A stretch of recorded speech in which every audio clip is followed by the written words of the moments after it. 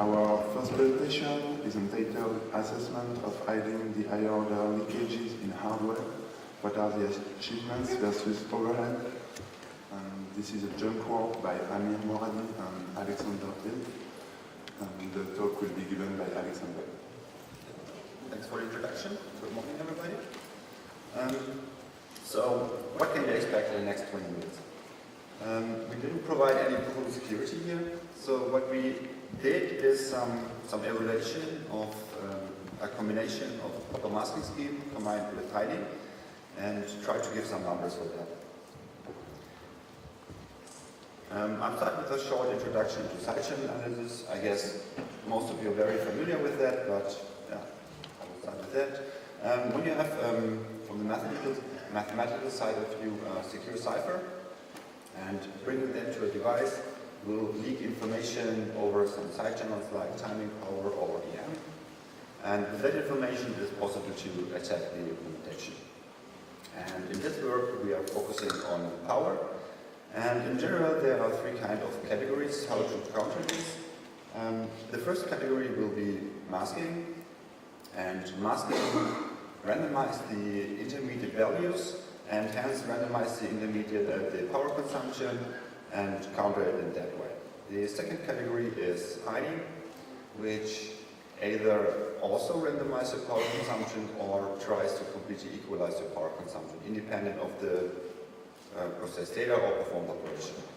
And hiding is implemented in general on cell or logic level, while masking is implemented on the algorithmic level.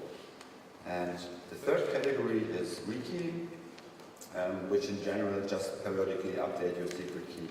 And what we did is we combined masking, more precisely threshold implementation, with a power equalization scheme. So what was the motivation of this work?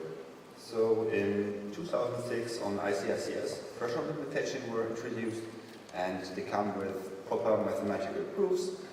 And in future works it was tried to adapt this concept for higher order security, but currently it's not clear if those concepts might be restricted to a univariate case, or if they have an area problem, and it's also not trivial to find this uniform representation of the nonlinear functions.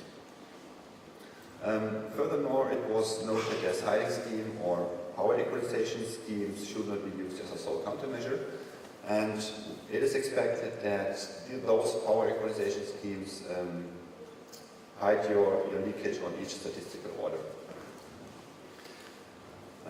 In 2009, it was also noted on the IEEE computer and transaction that attacking or perform a higher order attack on noisy traces is very hard. And the power equalization schemes in general just reduce your signal level in your traces, which has the same effect like increasing your noise. So the signal to noise ratio is reduced. And the idea of combining hiding with TI is not novel, but has never been examined so far. And this is exactly what we did. This raises the question which hiding scheme we used. So the most popular one in hardware are the dual feature logic styles, which ideally equalize your power consumption independent of your processed data or performed operation. But we're not in an ideal world, so they just reduce your signal in your traces. And one reason for that, especially on FPGA, is the limited amount of routing resources we have. So we decided to follow a slightly different approach. So Amir Moradi, Tim Gunesi, and me developed a scheme called glitch-free duplication, short glithred, which follows the principle of dual precharge logic, but do not have two interleaved circuits. So every lookup table is connected to two global signals, which decide if the lookup table resides in precharge or in the evaluation phase. And each lookup table is separated, or two lookup tables are separated by two flip-flops to stop the propagation of the signal and to avoid glitches.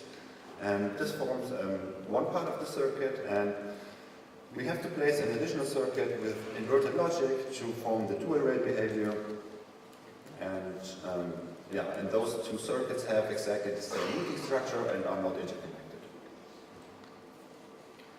A short review on the higher order concept published last year on the Leakages.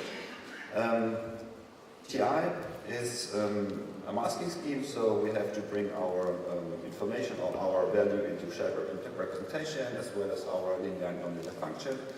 And to follow the higher order TI concept, we have to fulfill several properties. The first property is correctness, which means that combining our shares together shall reveal our shared value. The second property for the higher TI concept is the order and completeness, which means that if we arbitrarily combine d of our sub-functions as here, we shall be independent of at least one input share. And while d here is the statistical moment or statistical order we want to secure our circuit against. To achieve this, for the linear functions, we need at least t plus 1 shares, while for the nonlinear functions, the amount of shares are depending on the algebraic degree of our linear function and nonlinear function. And in general, we have, for the higher order, more output shares than input shares, but they can be reduced afterwards. And the third property is uniformity. So all masking scheme is based on the uniformity of its shares. So this should be uniformity of the masks. So this should be held for the input masks and the output masks here as well. And as last property, we have to place registers after each nonlinear function to stop the glitches. To compare our implementation or our approach with the higher order TI concept, we need a case study. As first case study, we used Catan, which is in the first and the second order TI implementation was published in the Asia Trip paper last year. So we simply had to add our default style to the first order implementation. And the second case study, we used present. And the second order TI present implementation wasn't present so far, so we have to give this in our workbook also. And we decided to use two case studies because both ciphers are completely different in their structure. So Catan is a serial architecture and heavily based on registers, while we implemented present in a round-based fashion, and the combinatorial circuit of present is much higher here. So the question is how we implemented present. We know that the present S-box is a cubic bijection of algebraic degree 3, and thanks to the work threshold implementation of small S-boxes, we know that the present S-box belongs to the cubic bijection C266, and with an additional input and output affine transformation, we are able to form our present S-box.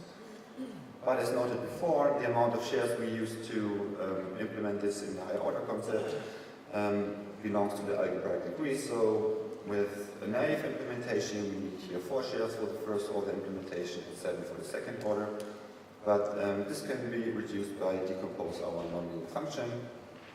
And for example, we can use the quadratic function Q299 and Q294 with an additional little affine transformation to form the present S-box again. And with this decomposition, we achieve the minimal amount of shares we can have with 3 for the first order and 5 with the second order implementation. And this is how our present S-box looks like. We have our input affine transformation, the first quadratic function. After the nonlinear function, we have the registers placed, the middle affine transformation, and the second quadratic function, and the output affine. And for the second order TI, like noted before, our shares are larger than the input shares of the nonlinear function, so we reduce them afterwards by simply XORing 2 together. And these are the numbers for our implementations. These are the post-based and route numbers for synthesized for Spartan 6 FPGA based on the Sakura G board. And as one can see, for our Glyphred implementation, our resources are heavily increased. For the lookup tables, this is easy to explain. I mean, in general, we can just use 4 data pins of our lookup tables because we had to connect 2 global signals to them. And of course, we have to place an additional circuit to place the dualization. The flip-flops are also heavily increased based on the fact we are forming a very pipeline structure.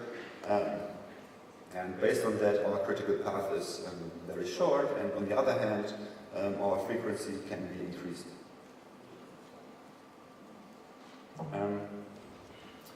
But the bad news is that we also need an increased amount of clock cycles, and based on the architecture or the application we're implementing, it is maybe possible to hold multiple states in our cipher. So all in all, it can be said that we can achieve comparable throughput with non-Clifford architecture.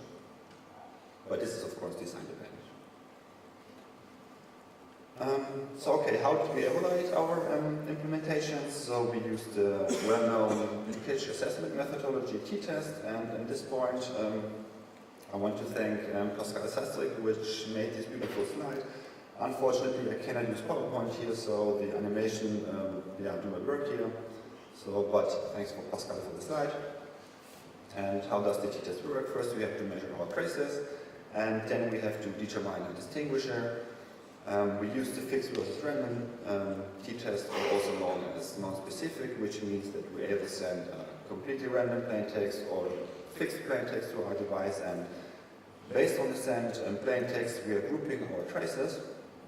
And for both groups we are calculating the sample mean for every point in time and the sample variance for every point in time.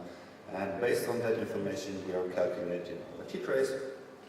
And as pass or fail criteria, a threshold is defined so that if our t-trace exceeds this threshold at any point in time, our design has some detectable leakage, or we can be pretty sure that it has some detectable leakage.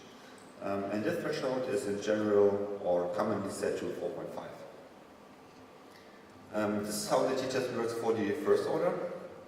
So if you're interested in how to implement this properly and how it works for the higher order scenario, I want to refer to the last talk of the session where a colleague of mine, Tobias Schneider, is exactly talking about this. For completeness, we use the Sakura G board. Our designs are running with 24 megahertz on this board, and we are measuring with 500 megasamples per second and recorded several million traces. And we performed the non-specific t-test, from the first up to the fifth, based on the implementation we are evaluating. So for our first order TI, we're just using 3 shares, so our information just rely on the first 3 statistical orders, while for the second order, some information is hidden in the first 5. So these are the results. So for Catan first TI order implementation, we measured 1 million traces. On the top left you can see a sample trace, and like expected we do not see any detectable leakage in the first order, but the second and third order starts to leak.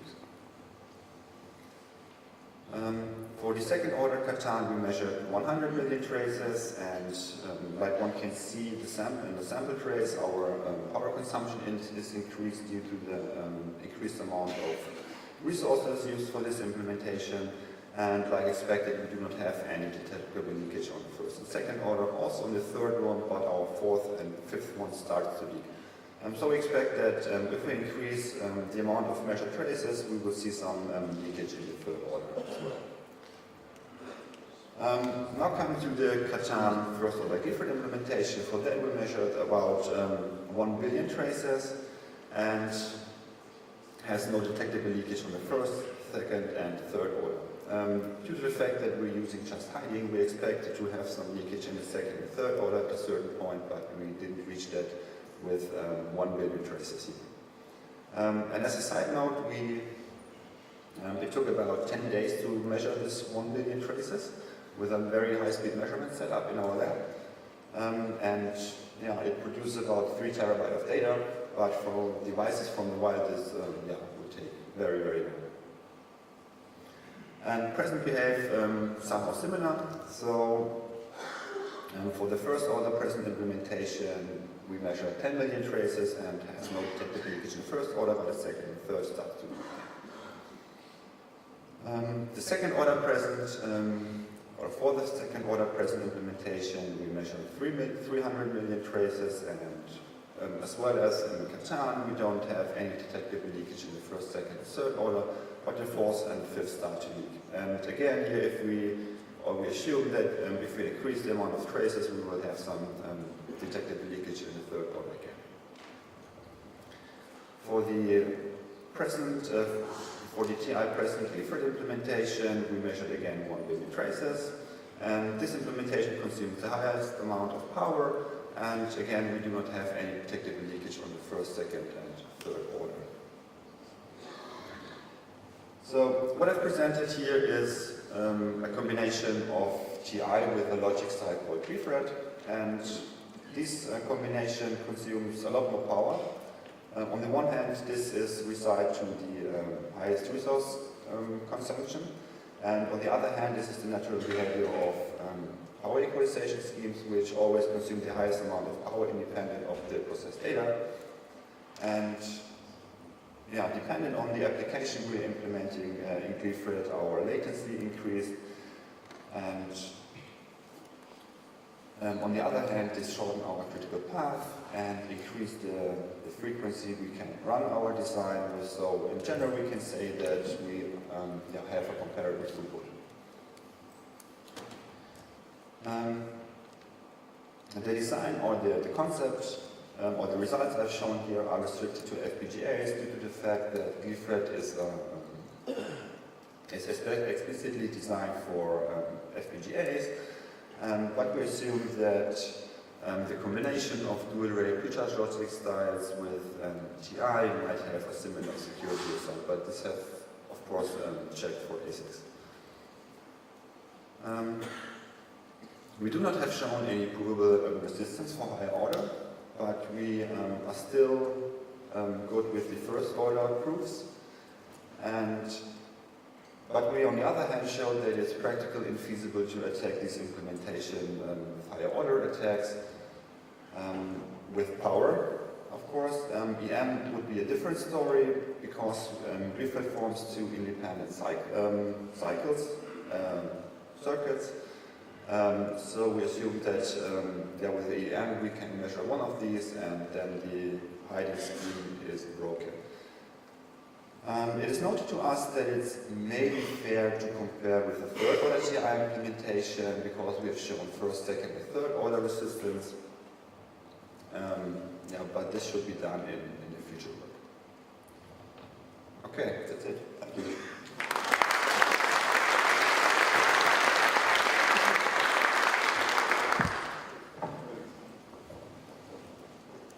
Thank you, Alexander, for the talk. So we have plenty of time for questions.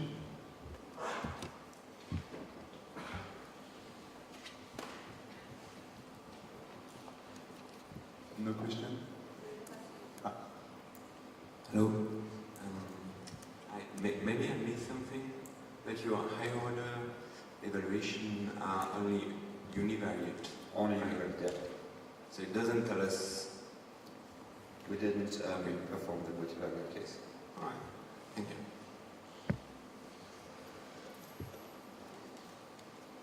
Any other question? Okay, so let's thank Alexander.